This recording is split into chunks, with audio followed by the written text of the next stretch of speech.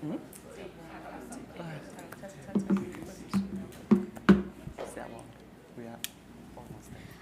hello everyone, and welcome to today's Fellows Colloquium.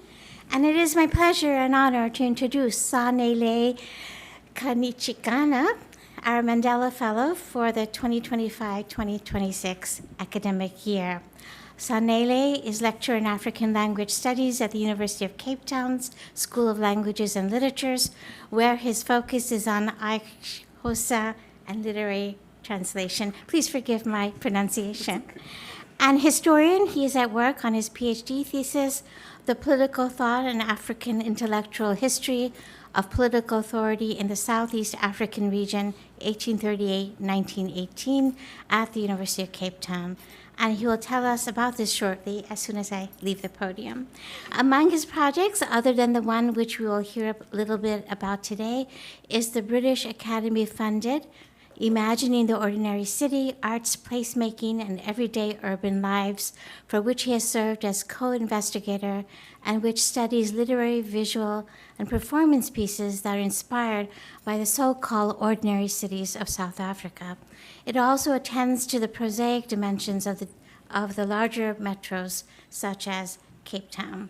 He's also very much involved in various collectives, such as the Makanda Black Collective, that are focused on reinforcing Black consciousness in younger generations.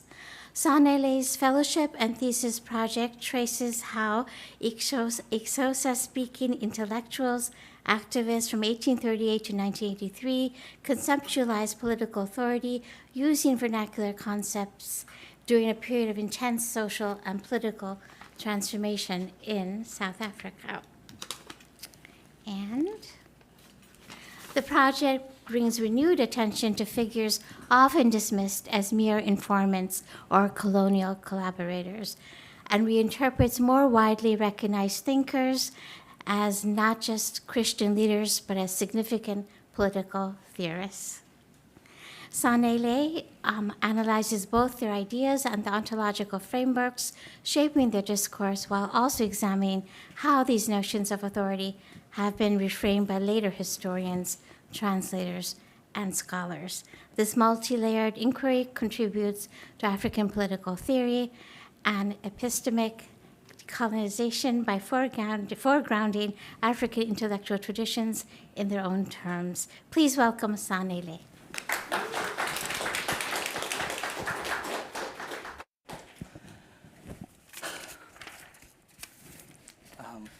Good afternoon, everyone, and thank you so much, Krishna, for that introduction. Thank you so much for being here today, and also just want to say hello to my friends and family who are watching from South Africa. Really, I have got deep gratitude to the Hutchins Center under the leadership of Professor Skip Gates for making this fellowship possible. And this opportunity brought me from Cape Town, South Africa, to Cambridge, giving me space to write and to immerse myself in the archival research. So my work explores a central question. How did isiXhosa-speaking intellectuals conceive of political authority in the 19th and 20th century South Africa? To answer that, we must travel to a specific, contentious part of the African continent, the furthest tip of southern Africa, a part presently known as the Eastern Cape. This is not just a point on the map for me. It is my homeland. It is where my umbilical cord is buried.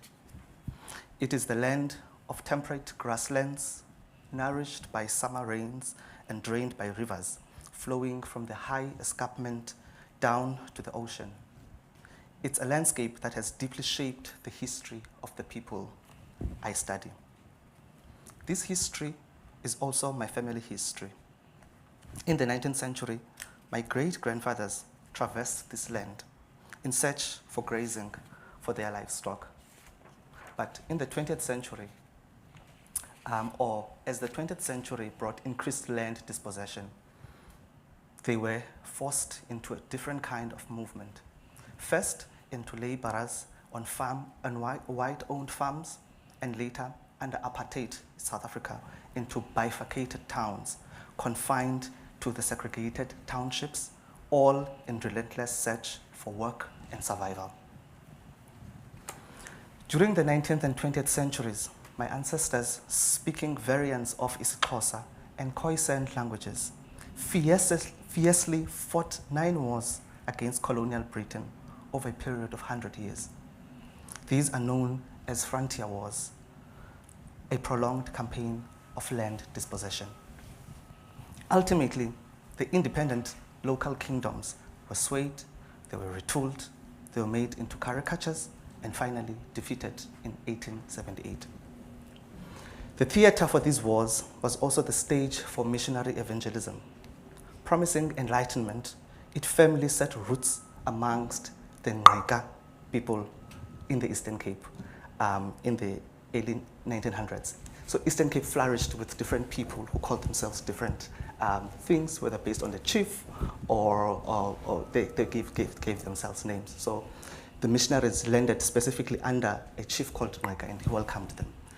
And other chiefs were very apprehensive to the project of missionaries and didn't welcome them in their places. And this had a lot of deep implications, even in terms of the Xhosa that is standardized today. Because the Xhosa that is standardized was the isiXhosa that came from specifically the Ngqika society, as opposed to other variants of isiXhosa. Then came the 1820 settlers pouring in and adding to the influx. This was a period of immense dynamism and was wielded and thus wielded destructive yet paradoxically productive force, reshaping the land and its people. So in the course and in the aftermath of the wars of dispossession, of land dispossession, isiXhosa-speaking intellectuals grappled with their new realities, drawing on a fusion of inherited and new intellectual resources. And much like their pre-colonial forebearers, they deliberated on this changing world within this richly discursive environment. These places in which they're having these discourses were countless, but I could name a few. For example, they were deliberating in chiefly and also in homestead courts, in everyday conversations, to new colonial era institutions, such as the missionary-founded newspapers, in independent black presses at a later stage, in church gatherings, and even in commissioned reports and missionary transcribed accounts. In all of these spaces, with varying levels of subtlety, they forged new intellectual traditions. These intellectuals consistently drew upon the past to critique their present and to reimagine their future. And their concerns were vast and urgent, spanning the political, the social, the intimate. They debated fundamental questions of rule, of sovereignty, of ethics, of citizenship, from voting rights to mobility, and they vigorously reassessed the very fabric of their society, wrestling with the tensions between culture, our traditional culture, and Christianity, re-examining established practices like polygamy and circumcision. And their project was in essence a comprehensive rethinking how to live in a new world. So my research specifically examines the conceptions of political authority between 1836 to 1914 by analyzing how these black intellectuals mobilized vernacular concepts in their work.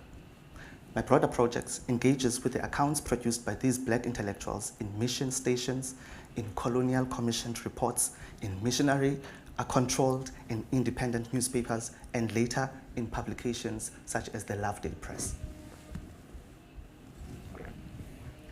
For this colloquium, however, I will focus specifically on the accounts produced within two key sites: missionary stations and colonial commissioned reports in the early 19th century.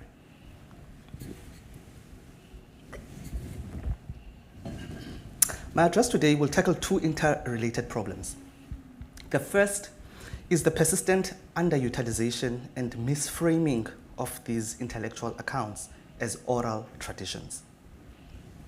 I connect this issue to the dominant historiographical approaches, which are often rooted in European epistemologies, combined with a frequent lack of familiarity with the African languages in which these intellectuals worked.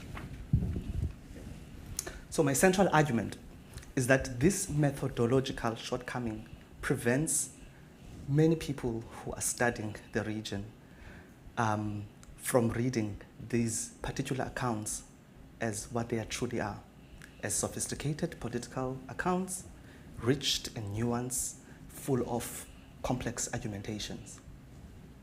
Therefore, a key part of my input today is to speak about new historical methods. So the core question is, how can we effectively access the conceptual universe of these African intellectuals who were fully engaged in deliberative life, persuading others and shaping political destinies through both spoken and written word? So for the remainder of the talk, I will focus on the works of two key figures, Gciniswa Noyi and William Kekale Kaye. Through a close reading of Noyi's account, I will show how he evoked the Xhosa past and mobilized enduring concepts about political authority such as ubukhosi, which is translated as kingship, and umthetho, generally translated as law. In doing so, I aim to highlight how they use this deeply rooted conceptual language, not merely as telling histories, but as a tool to broker between the past and present, challenge the contemporary power structures, and influence an agenda for the new futures. So this methodological approach proceeds in two key stages. First, I will contextualize how these materials were constructed, paying close attention to different actors and hands involved in their production. And then only then I do turn to an analysis of the historical eras they discuss. And central in my analysis is the core reading of the author's discursive moves, specifically the idiom and the semantic weight of the concepts they deploy. This approach, rooted in intellectual history, is designed to uncover the layered nature of historical texts and track the evolution of conceptual meaning over time. And finally, I will consider the broader implications of this work by examining the limits as well as the affordances of republishing these texts in new editions and translations. And I've got some of these texts here with me, the republications and the work around republishing them. So let me first address the concern of neglect and the perfunctory study of these accounts. So while there is, in fact, considerable scholarly research on early black intellectuals writing in isiXhosa and in English, offering rich insights into how they navigated colonialism, this work often suffers from systematic neglect. Their role in public intellectual life is well documented, yet the depths of their political thought remain underexplored. A prime example of this is the early standout figure, Gciniswa Noyi. Gciniswa Noyi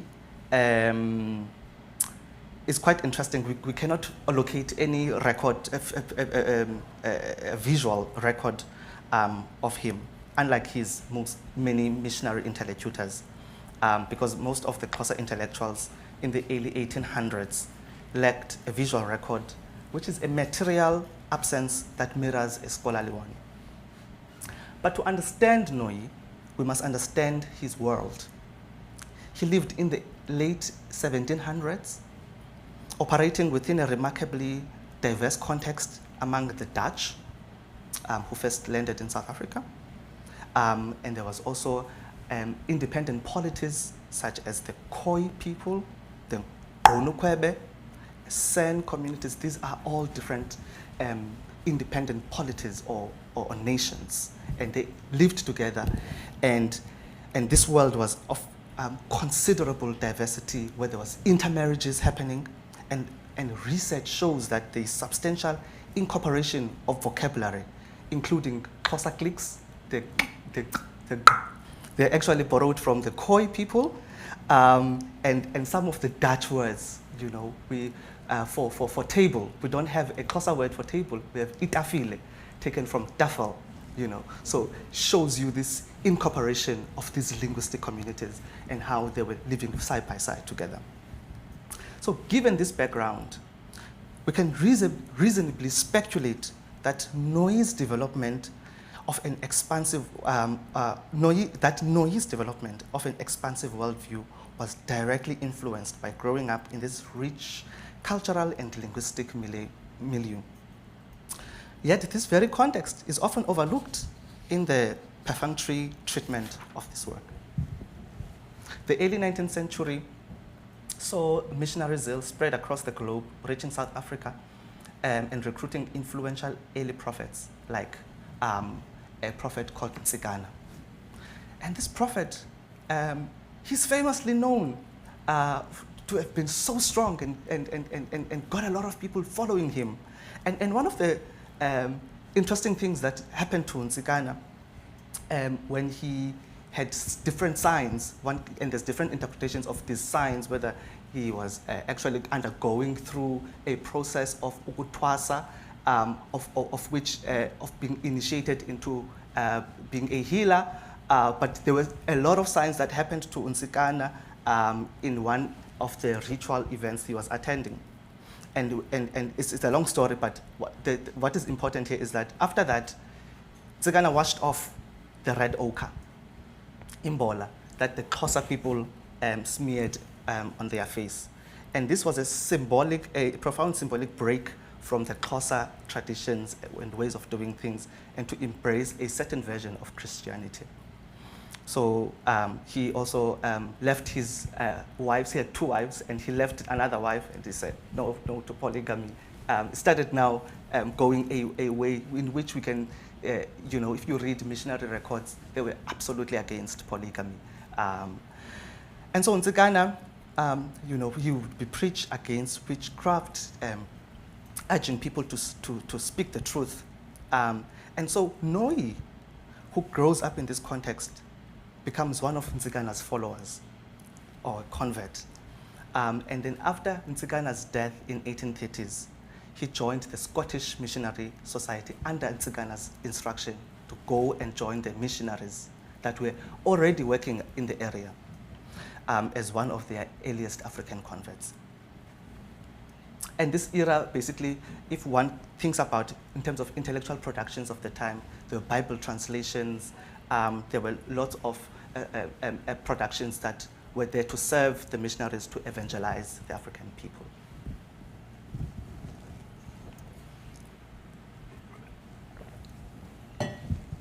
While the missiologist Janet Hodgson characterizes these first converts as marginal people of Xhosa society, I argue for a more complex interpretation. I think if one gets to consider not only Noyi, but also other people who joined the missions in there, you had people who were chiefs who went and joined the missionaries who were not marginalized. Actually, some were chiefs and they were also in the mission. And so this is, and we also had families who engaged with missions strategically, sending their children to gather intelligence. And this was not merely a refuge for marginal people, but it was a dynamic area of strategic interest, intellectual curiosity, and also political calculations. As this, you're getting these missionaries and this technology of printing, and people are curious. They want to join the mission. It's not that they are marginalized. They're curious. They want to know what's happening there. So now there is some body of work around Noyi from the earliest African intellectuals, his contemporaries, and there's also like some, oral histories passed through family histories around him. And central to this work is the work of Professor Nomathamsanqa, who offers a detailed study on Noyi's early texts he produced in missionary stations with his missionary interlocutors. And this scholar's analysis identifies the text's core engagement with political authority and pays attention to dominant themes in the text.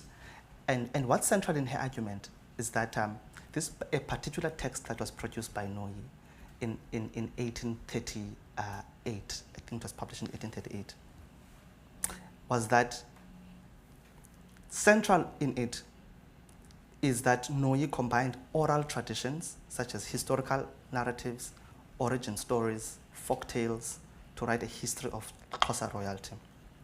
In other words, Thisani's analysis makes a case that the way in which isiXhosa history was written by black intellectuals under the early 19th century drew from a variety of traditions, not only as a recollection of history, but to counter, among other things, the growing hostility of the Xhosa-speaking people by giving by having an account that gives this monarch who lived in a long time ago a picture that he loved and he cared for his people. Now, one can only imagine the distorted understanding of Noyi's work if a reader accesses it only through translated and mediated versions, because at some point it was translated by missionaries and they inserted certain things and they removed certain things. And most of the scholarship, in which I will talk a little bit about in a moment, relied mostly on these translations and never consulted the original sources.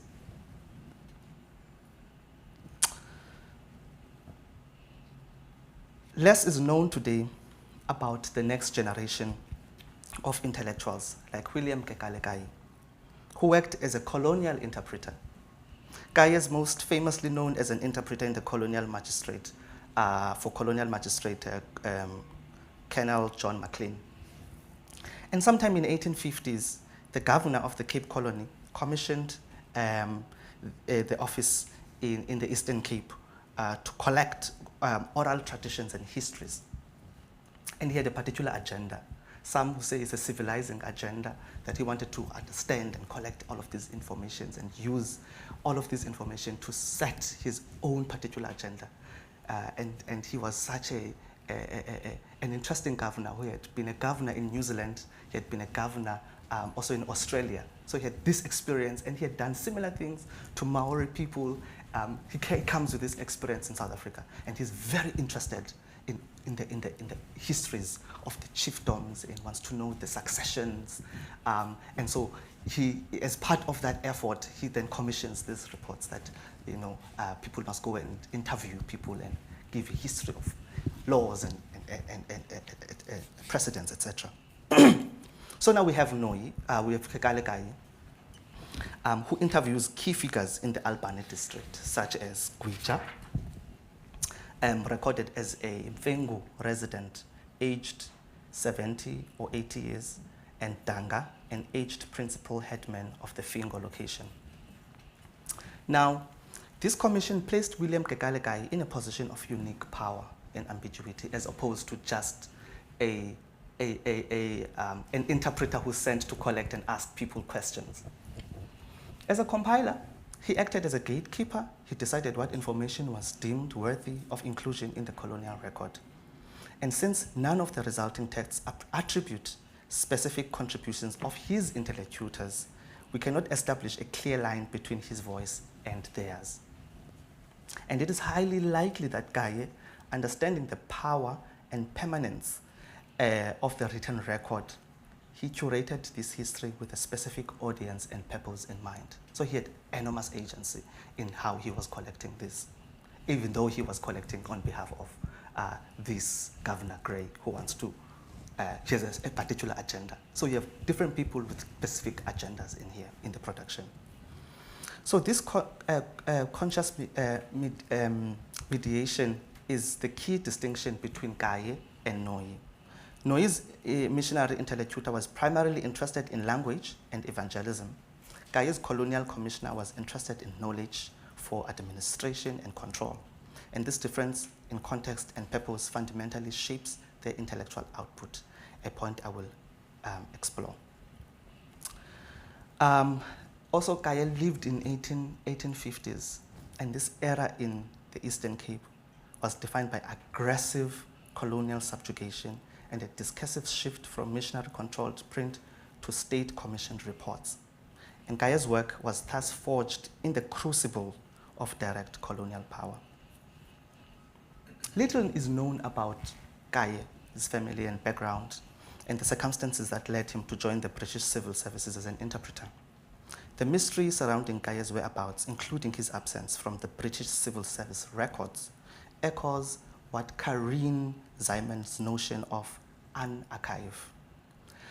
According to Ziman, an archive is that which is not contained by the archive, that which is without archive, particularly those things that cannot be captured by documents, fragments, and texts.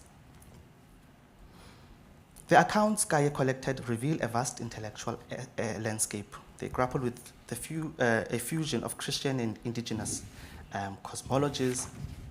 They narrate histories of supernatural animals, pivotal battles, like Itabila Malinde. They document intricate socio-political systems, including amasiko,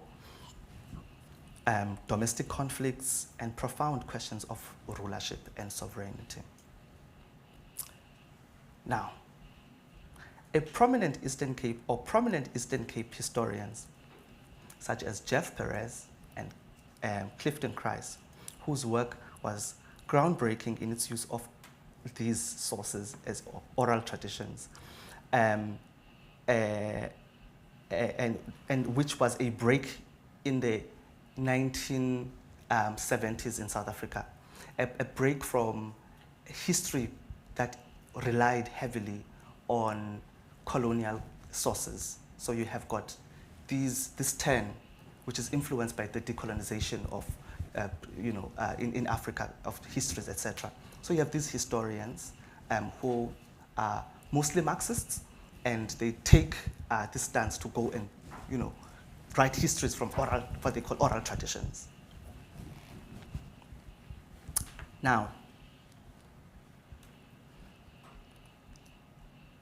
despite Perez's aim in the canonical book of his called House of Palo, which is canonical because it's such a standard history of the Eastern Cape. If one wants to understand the Eastern Cape and the political systems pre-colonially and under colonialism, it is the book that you will be referred to. It's been canonized and standardized.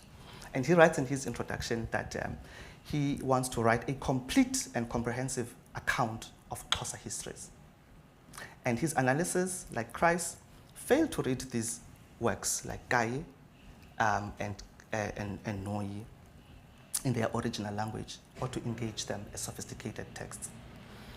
And this minimal usage has reduced these black intellectuals' work to footnote as sources of facts to be mined, rather than as coherent historical narratives with their own internal logic. And while other historians have used the Kaye collection, one more substantially than the other, it is Professor Tisani who has provided the most detailed account, tracking and also analyzing Kaye's collection to date. And that is from her PhD that was only written in 2001.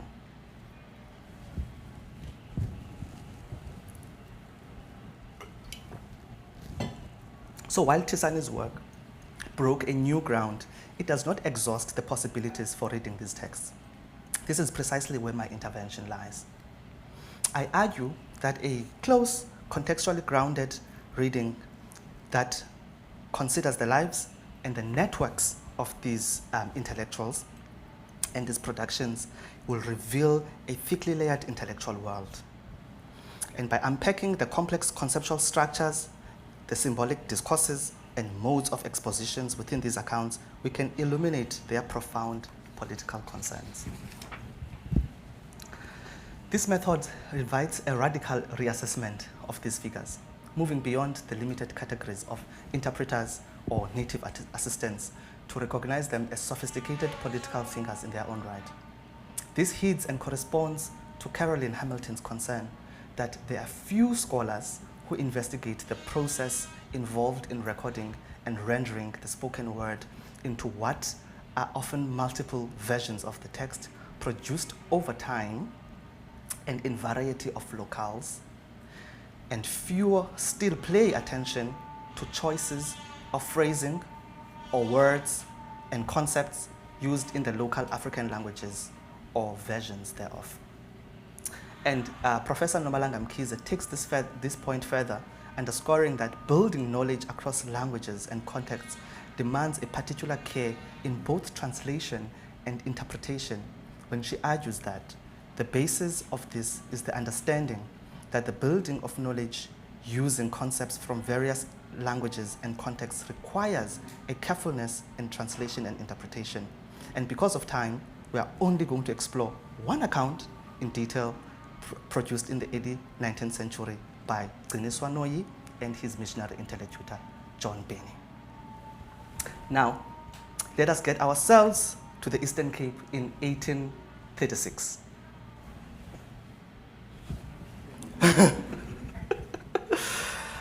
So in 1836, John Benny of the Scottish Missionary Society was set free from his duties at Lovedale and went to live in Somerset East to concentrate on Bible translation. And he was accompanied by Noyi, named Robert Balfour Noyi after baptism, because the Africans were given new names after baptism, and they would take their old name. And they most probably used an ox wagon, and the trip probably lasted about a few days with detours in between. The occasion of a few days in a wagon together may well have generated discussions that led them recording Noyi's isiXhosa ngembali yamaXhosa in Somerset East. Now, let me say a few things about John Benny. Benny took residence among Amangqika in Tyumi in 1821. Amangqika is still another community within the Eastern Cape. There is little documented about Benny's life in Scotland before he joined Glasgow Missionary Society. What we know is that he was born on 26 October 1896 to James Benny, who was a metalsmith, and Margaret Benny. He joined the Glasgow Missionary Society at the age of 20 in 1816, and on October 1820, when he was 24 years old, he was appointed a missionary catechist to the Eastern Cape. Although a brilliant linguist, he was not well educated as his fellow missionaries, especially from the English societies. Leaving Glasgow, Scotland, in February 1821 with Reverend William Ricky Thompson, he arrived in Cape Town in July and reached Algoa Bay in November, traveling on to Tyumi. And in 1827, Benny married Margarita Magdalena Mer, and they had 9 children, a union that linked him to the Boer community and influenced his later work. His wife's poor health became a persistent concern, and this required Benny to make periodic trips to the Cape Colony, and sometimes without offering detailed explanation to the missionary society, which inevitably disrupted his mission work. Compounding this is his housing in the area where he was stationed, which was called Burns Hill, which was often inadequate, and by his own account, he was not provided with proper accommodation befitting his role. Such living conditions, coupled with his wife's fragile health, likely limited his ability to establish a stable, long-term presence in one mission field. And these disruptions not only reduced his visibility in the structured mission networks, but may have also contributed to a degree of marginalization within the Scottish missionary community, as colleagues who maintained constant station residency became more central to mission decision-making and leadership. By 1836, Benny had already experienced the interplay of personal and structural challenges that would continue to shape his later career. Benny took an interest in producing isiXhosa into writing, and R.H. Seppard actually records that Benny, even before he left Britain, he was planning on providing a literature of the Bantu. Already in his mind, he was set on translating the scriptures into the language of the people whom he was going from early on. Beni collected specimens of isiXhosa by the Ngqika section of amaXhosa and made observations on sounds and orthography. And Beni was devoted to transcribing isiXhosa, establishing grammars, and providing school readers and catechism material. And it seems that everything that Beni was up to, his preoccupations primarily was producing a language print for the evangelism purposes, accompanied by his keen interest in the Xhosa language structure and literature. Most importantly, Beni, like many of his missionary colleagues from different mission stations, relied on multilingual interpreters, and Beni relied on Noyi, who was older than him by 13 years. Now back to the account they produced in their way to Somerset East. This account that they produced ultimately got a title called isiXhosa Zembali yamaXhosa, which translates to tidbits of Xhosa histories. This account chronicles a story about a dispute between a chief that lived, Beni's records in the 1600s. He's writing this date, but he doesn't have, in a long time ago, there was this chief, or Inkosi in Noyi's words. Chiwo and his brother Gando Njaba. And the account starts off when Gando, the son of Ngonde, another chief, so from the right-hand house, it gets very complicated because you've got the main house, you've got the right-hand house, you've got other houses, right?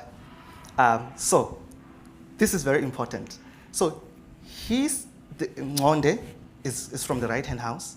He quarrels with his brother, Chiwo, who comes from the main house, right?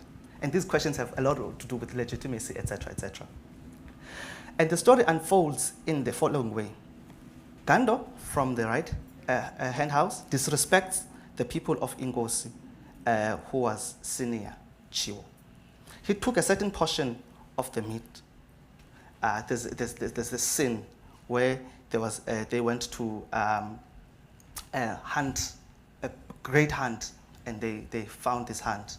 And then when it was time to apportion the meat, Gando took a certain portion of the meat and he dipped it in water and gave it to his Chiwo, his younger brother, commanding him to eat, you coward. And Beni, as Noyi's listener, would likely to have grasped the profound disrespect conveyed by this act. And having lived among and interacted with the Ngqika section of amaXhosa for some time, he would have developed a sensitivity to local cultural codes, particularly to how concepts of respect and disrespect were articulated. He would have been attuned to the political and social weight of such gestures and utterances. Noyi went on that Chiwo wept and gathered his battle gear in his great wife's house, which included the shields and plumes of crane feathers. And Chiwo went on to raise a war cry, and his army brought his army and attacked Gando, his brother, by surprise, forcing him to cross 3 rivers, Qonce, Xesi, and Gwalana rivers. And the battle and resistance continued at the ford of Xiwoshe River, until Gando's men lost their weapons and then were pushed further away. And Chiwo captured Gando's cattle and returned with them. In this thoughtful account by Noyi, it is not only Chiwo's military might that is emphasized, but his strategic thinking that allowed Chiwo to win the battle with his brother.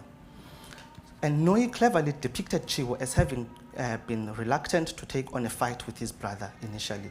And he cried, and he says he cried. And these seemingly trivial details in the account present Chiwo as the figure who was not only a stern figure who possessed military might, but a man with feelings, but who could put them aside over a principle, even if it included to fight his own brother. The battle, as chronicled by Noyi, seems to signify a permanent state of rivalry, but also an essential resort to address the issue of grave disagreement that threatened the legitimacy of ubukhosi, translated as kinship, even if symbolically. So ubukhosi is therefore, in Noyi's deep thinking, demanded that one has to be consistent with the principle, that one has to fight it, whether it's your brother, and it overrides, self-interest.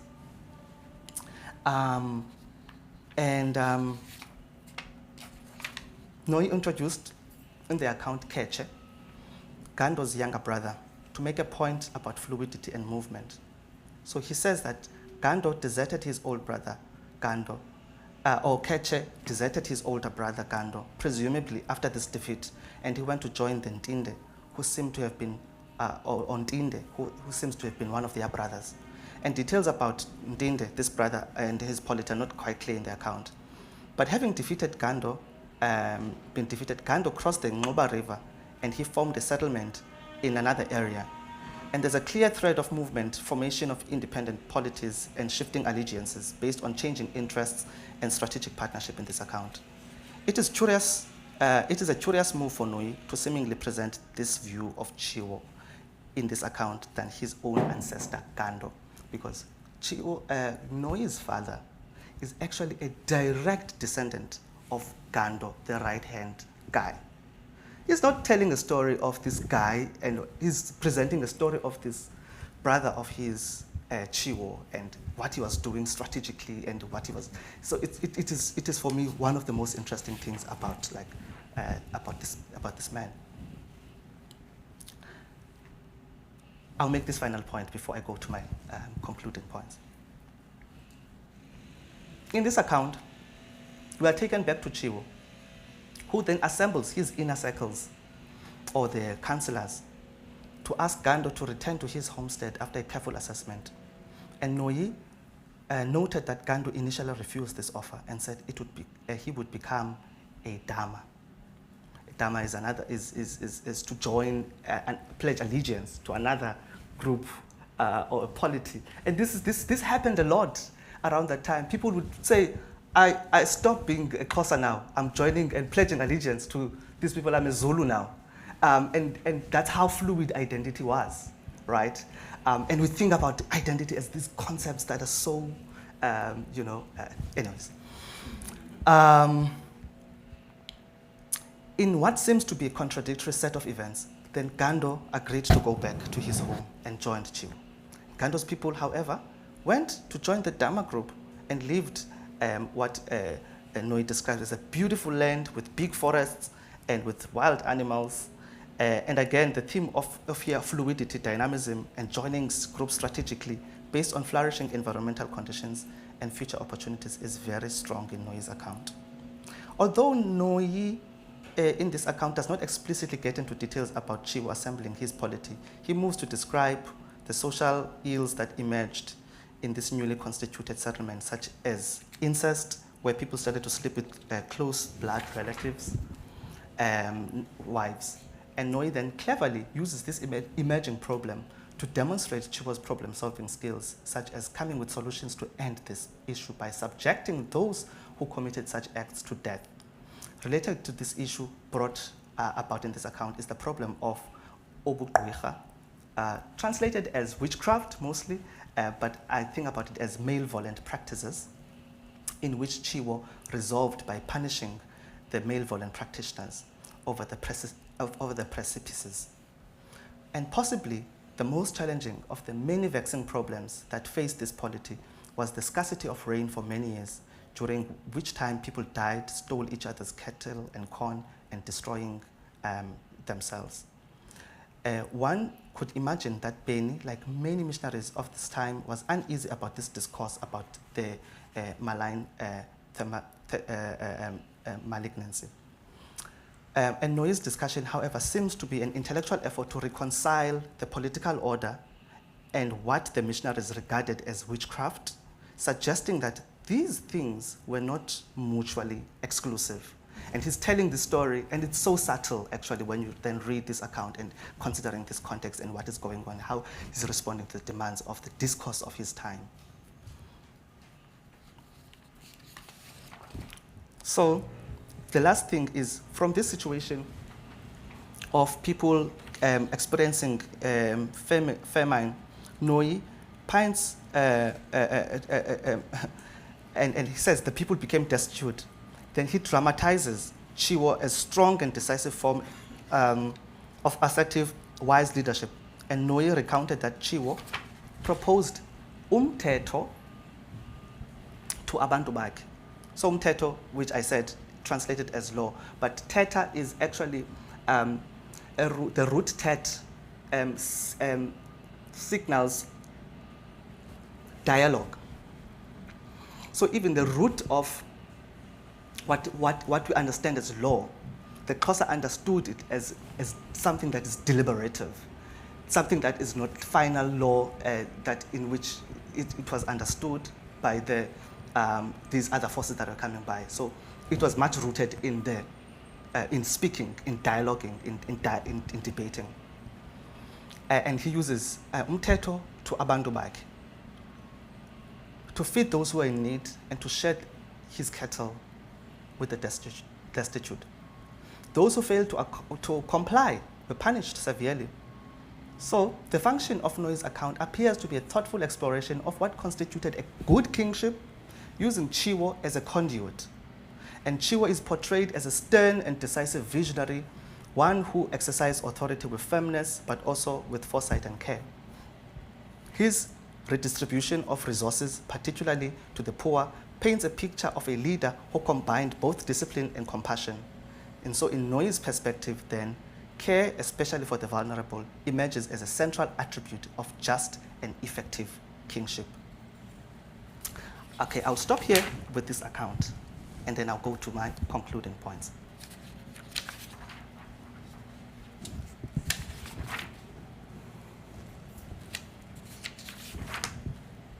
Okay. Okay. Now, the richness and deliberateness of this account stands in sharp contrast to the potentially diminishing implication of its title, isiXhosa-speaking, the tidbits of Xhosa histories. As demonstrated above by the ways, the efforts that Noyi was doing in discussing different things, but using historical things and actors and events, this account is thickly layered and concerns weighty matters of Noyi's history. So isiXhosa, which loosely means parts or fragments, suggests something which bears little significance or less weighty. So for Noyi, it is likely, it likely represented a living history woven into the fabric of who he was and where he came from. So to frame it as merely as part of histories, or as the title suggests, risk flattering or flattening its meanings and obscuring the political work the account was doing in its original telling.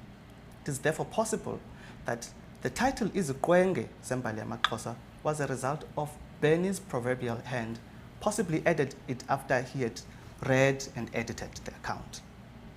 And so what emerges from this line of investigation is a picture of a complex series of intellectual syntheses drawn on across time thoughtfully by many people. So here my substantive point is to give special attention to historical crafting of the accounts that bring together information and arguments as signs of animated intellectual activity.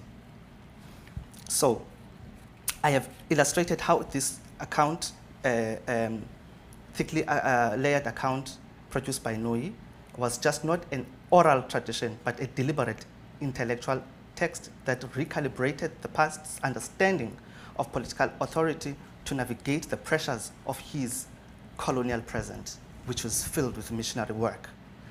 And while Tisani's work, foundational work, positions this particular text within a continuum of Xhosa historical writing, my analysis moves beyond just the thematic content of the account, and that it's important to situate the labor behind the account, and I build on scholars such as Sibagiba Lehwati and John Wright, who framed the early African producers of history as active intellectuals and critical thinkers. So the key to understanding this labor lies in the specific interplay between Noyi and Beni. And by foregrounding the long work on Wright, I've started to open the space to consider how their backgrounds, their interests, their circumstances influenced their extended conversations. And Beni's own marginalization within the missionary community likely enabled a different kind of listening. Because also when you think about missionaries, it's like they were different. Some were marginalized, others were more educated. And so these are very important, subtle nuances in understanding how accounts are produced at this time. And it seems that Beni's primary motive was advancing his linguistic project, embedding isiXhosa concepts into his work to legitimize his authority as a native expert, which made him more interested in recording than censoring Noyi's narrative. So this dynamic cast Beni not only as a dominant authority, but as a missionary reliant on Noyi's sophisticated command of language and history. And it is within this collaborative space that Noyi's agency as a critical interlocutor flourishes. He was not merely recounting history, he was performing a complex act of political thinking. And concepts like umthetho, ubukhosi, blend as a blend of decisive authority and compassionate care, and umthetho for social cohesion, and amaphakathi, the councillors, as a vital check on power. So you kind of see this theory now of power and the people who are responsible and how power should be, and which is also commenting on what power was and how the function of power around his time. So the last point is about these translations now. So we've got, for example, different translations, a project that was undertaken by Professor Jeff Opland with collaborators such as Professor Pamela Maseko and others in South Africa, went and unearthed some of these works and republished them. So it's not only just this volume, there's like about 9 volumes now, I think 10. And this is just some of these accounts that were produced around that time, included in here, both the translations and the original. And there's many others. You can just have a look. You can have a look. Yeah. So in 2019, Professor Jeff Opland and Professor Peter Mthuze, one of the foremost Xhosa scholars, recently passed on, may his soul rest in peace. They published a compilation and translation of the Xhosa historical writing through the UKZN Press. And this is an assemblage of historical testimonies produced by isiXhosa-speaking residents of the Eastern Cape between 1838 and 1910. And one of the texts included in this compilation is isiXhosa-speaking, this text produced by Noyi. In transcribing this text, the editors preserved the original spelling and punctuation. And where spelling or typographical errors occur, they have provided footnotes to indicate these corrections. Although Professor Opland and Mthuze's translation draw heavily on extended translation that was provided by Beni in 1848 with its own problems, they provide numerous footnotes to address instances where translation lacks fluency. They also remove certain derogatory racial terms, such as Hortentots around the time, and also replacing certain concepts. So they also, retool the text in a very specific way. Now, Professor Mthuze and Opland's intervention, they reveal deep limitation of Beni's translation and attempt to rectify this. But however, in doing so, they also shape the text in specific ways. A reader of their translation would not necessarily know that Beni extended certain parts of the 1848 account unless they consult the book's introduction.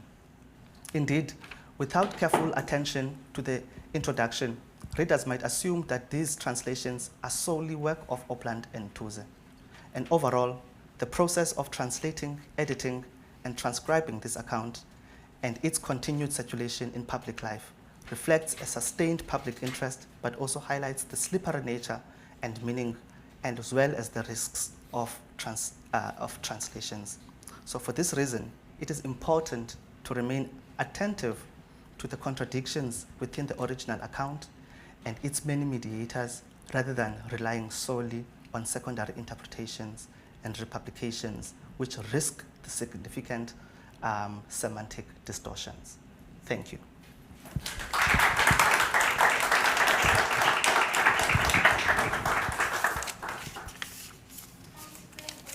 Questions or comments?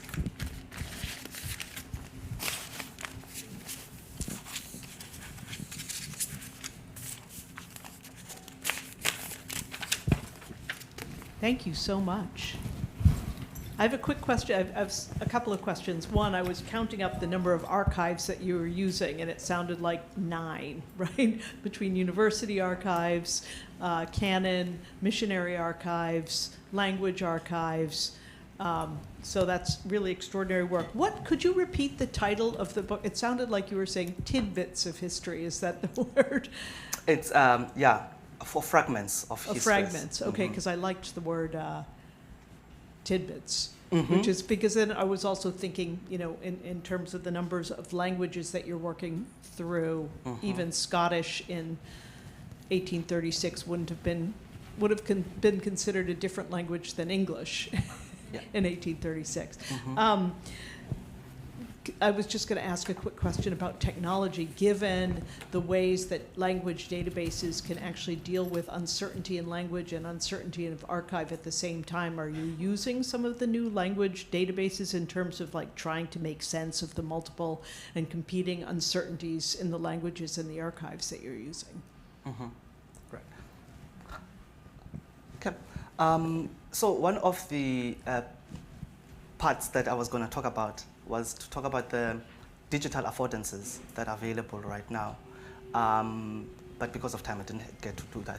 So there are some of these newspapers in which these early writers were contributing on. They are available digitally.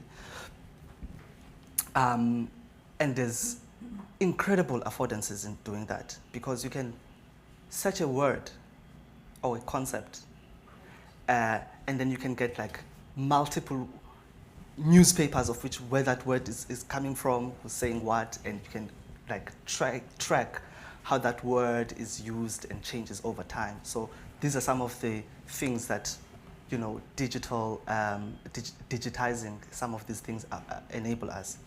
But there's also like challenges where there's a lot of scattered. This archive is very scattered all over. So you go into one portal, and then you get, say, in the instance of vernacular newspapers, you get that a newspaper would be published for 10 years, and then you would get maybe like first 3 years in one portal, and then you have to go and look.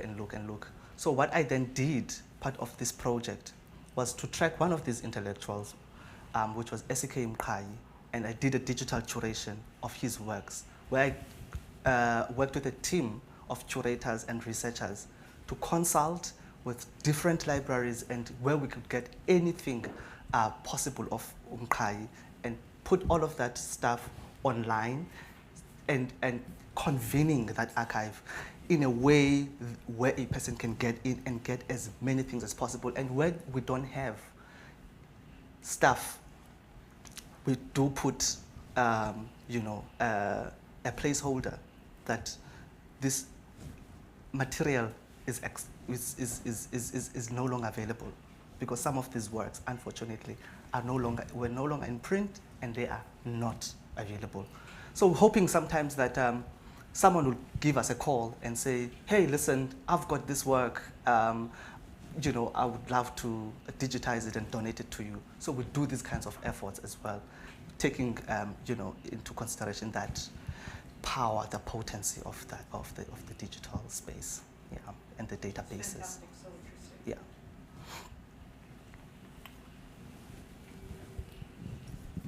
Great presentation. Thank you so much. I had a spirituality question, since missionaries is a significant part of your research.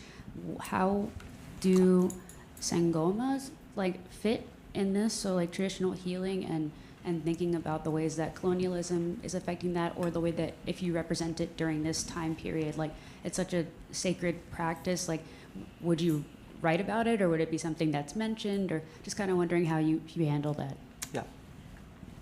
I mean, no, it's people have done a lot of research around that area, of the spirituality, questions of spirituality. I'd mentioned specifically Ntshingana, who takes up a big presence in the scholarship around that time.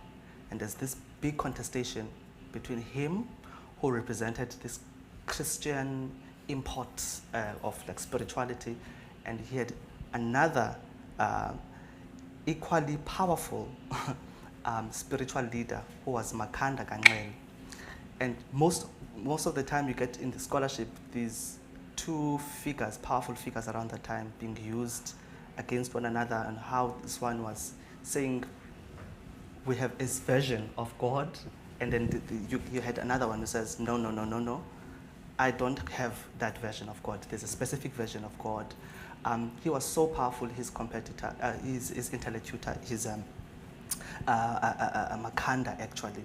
Makhanda is actually the town in South Africa is named after him.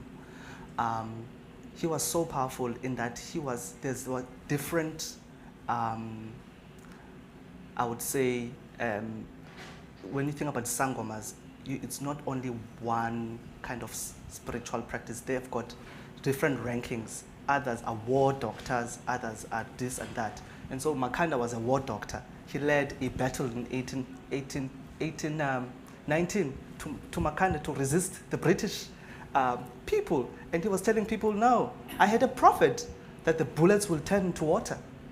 And so people went there, and there were lots of people who actually died in Makhanda in the Battle of Grahamstown. So it was partly spirituality. The questions of spirituality were very much interwoven into the political questions, and so they are not just isolated from the discussions of the politics. They are very much part of that.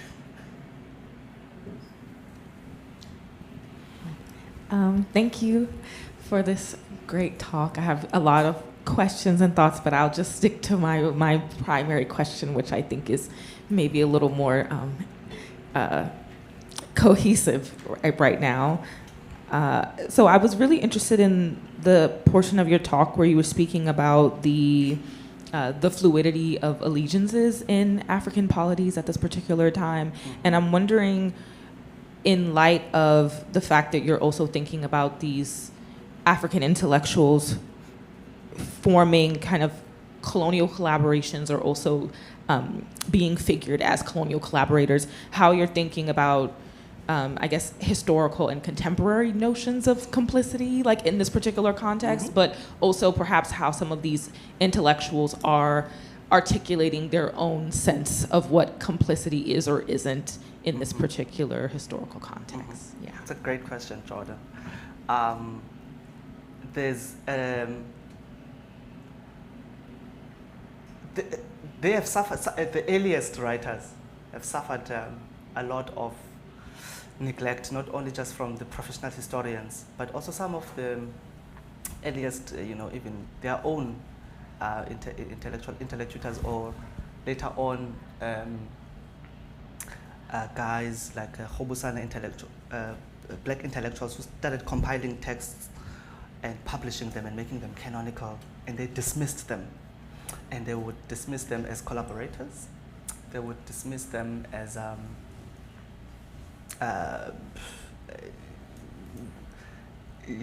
not as cultural brokers or cultural and political brokers, but you collaborated and this person served in the mission station, so they were not interested. And there's specific, so you get specific collections that are done by the African intellectuals that actually curate a specific story and that remove certain people and then foreground others. And it's precisely because of these ambivalences that did exist even then. And you see that becoming that friction of not only collaborating, but you also get a notion that is so strong around the time of the ones who are red ochre people and they call them the people of the school. The people of the school is basically those who went to join the missionaries and they were wearing pants and whatever, and they were so they were called amagqoboka, the ones who actually joined the missionaries and were converts, etc. And that gqoboka is quite interesting what it means, because it means the one who has been pierced by the word. So you are not, full. You have been pierced by the word. So they would the Gqoba and the gqoboka binary. So you get these binaries, which I actually think aren't helpful, because as I argue, this work shows that some of these guys were actually practicing they were amaqaba who would go there and do certain things and rituals and would not say we are not going to do polygamy or whatever, and they would do, and then they would still go to the missions, and they would be punished, some of them severely, because it came with punishment, even being cut off from church. So I love the concept that Professor Tisane proposed of the combination of the two as a gqoba, as a combination of the gqoboka and the Gqoba, and then some of the people were actually straddling these worlds, and that's what you see with a lot of these guys. So even with another intellectual I write about, Tiyo Soga, he was a first ordained minister in Africa, and is described by his biographers sometimes as the ultimate project of the missionary. We've done well. But Soga was constantly in conversation with his people, would visit chiefs, and there was an event in one of the chiefs there, Namba, had passed on, and he went there with his missionary colleague to just go and show some respect. And the situation was so bad there that they wanted him to carry and do the service, but he said, no, I can't really do it, because this is a chief. There has to be certain rights that have to be observed, etc. So he was in constant conversation. He was respected in some because it was such a big thing for him to have gone and had this education, and coming with a Scottish wife, which is so interesting because that becomes a big part of the was a Jwacha. He's the genealogies, or isiDuko, they root him as the Jwacha people, and they mention him today. The people who belong from that kind of clan, they call themselves Amajwacha, and they'll go and they say Soga, and they'll mention something about that wife of his from Scotland that he came down with. So there was like this space where these people were embraced, and there were contestations, especially in newspapers, fiery contestations, open letters that say, these people are this and this and this and this and this and this is whatever. And so you don't have a one way in which that is understood and how it's just debated.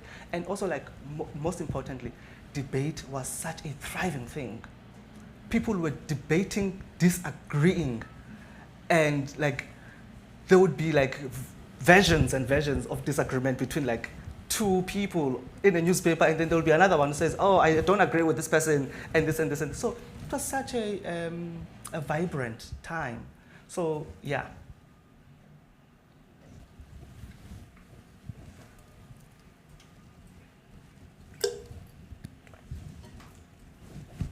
This was fantastic. Thank you so much.